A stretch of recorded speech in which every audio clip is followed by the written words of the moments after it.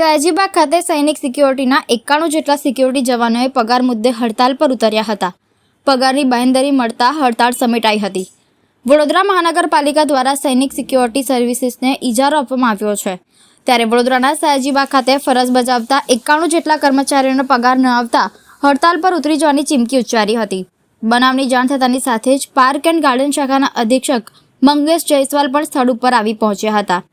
Media સાથે વાત કરતા પાર્ક અને ગાર્ડન શાખાના અધિક્ષક મંગેશ જયસ્વાલ દ્વારા જણાવવામાં આવ્યું હતું કે સૈનિક સિક્યોરિટી આજ સાંજ સુધી પોતાના સિક્યોરિટી જવાનોના ખાતામાં તેમની સેલરી જમા કરશે. જ્યારે આના કારણે પાલિકાની છબી ખરડાઈ છે, તેથી અગાઉ તેમને નોટિસ પણ પાઠવવામાં આવી છે.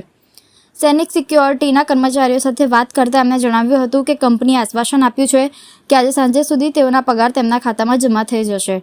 વડોદરા મહાનગરપાલિકા દ્વારા સૈનિક સિક્યોરિટીના સિક્યોરિટી જવાનો દ્વારા કરવામાં આવેલા આક્ષેપ મામલે નિષ્પક્ષ તપાસ કરી જવાનોના પ્રશ્નોનું નિરાકરણ લાવવામાં આવે તેવી માંગ થઈ રહી છે. પગાર મોડું તો એના માટે ગાળો બધા હડતાલ પર ઉતરી ગયા હતા, પણ આજે પગાર થઈ જશે, કીધેલું છે કંપનીમાં. આ તો કર્મચારી તો આમ તો ચોરાણું છે, ત્રણેય શિફ્ટના. બીજો કોઈ નહીં પગારનો હતો. ના એ કશું નહીં, ખોટી વાત છે. ખાલી પગારનો જ મુદ્દો છે.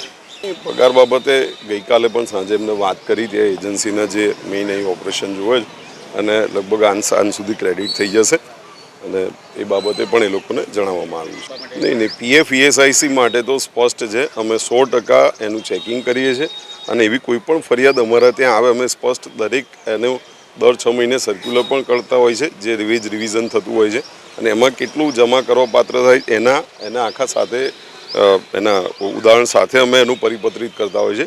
એટલે એવી કોઈ પણ અરજી હોય તો અમે ત્યાં તરત એનું રિડ્રેસ કરવામાં આવે છે. નહીં, અમે ગઈકાલે પણ નોટિસ આપી છે સિક્યુરિટી એજન્સીને કેટલીક ગેરરીતિઓ બાબતે.